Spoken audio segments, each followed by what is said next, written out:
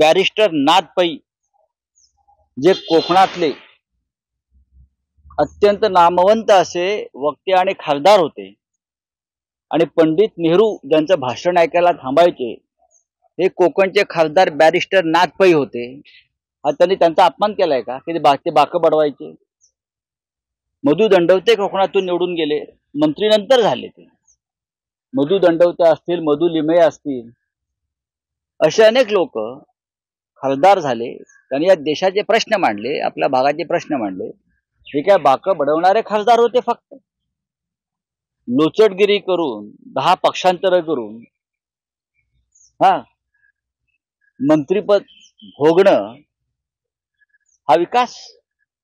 बाकं बडवणाऱ्या खासदारांनी हा देश वाचवलाय आणि लोकशाही वाचवली आहे. आणि हे बाकं बडवणाऱ्या 140 खासदारांना मोदींनी निलंबित केलं. हे माहिती आहे का त्यांना? बाकं बडवून मोदींना सवाल विचारणाऱ्या लोकशाही संदर्भात 140 खासदारांना मोदी आणि शहांनी निलंबित केलं. ही बाकं बडवणाऱ्यांची ताकद आहे.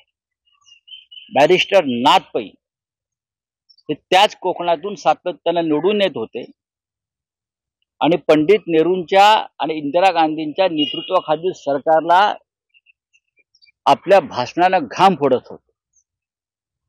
हे जे मौनी खासदारांचं समर्थन करतायत मनसेचे प्रमुख, ही त्यांची मजबुरी आहे. पण असू द्या, कोकणला फार मोठी परंपरा आहे आणि ती परंपरा विनायक राऊत पुढे नेत आहेत शिवसेनेची.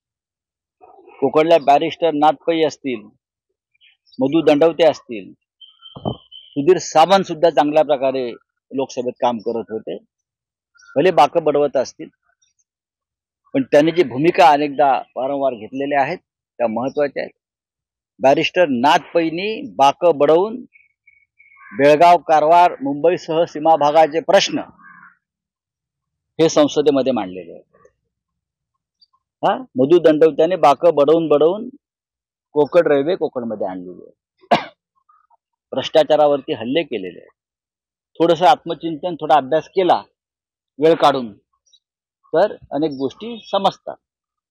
पण अंधभक्त जे होत आहेत, नकली अंधभक्त, ते खरे भक्त नाहीत. ते उद्या त्यांची भक्ती बदलू शकते, देव बदलू शकतात, त्याच्यामुळे त्यांनाही समजणार नाही. बोला सर, राज ठाकरे म्हणजे अभ्यासू आणि जिल्हा सध्या पाहणे, मात्र एखादा माणूस जर रस्त्याने नवीन साईड घातला तर फोटो दुसरा म्हणजे ते म्हणजे उद्धव ठाकरे. मला माहिती, राणेंच्या बोलण्याकडे फार दखल घ्यायची गरज नाही.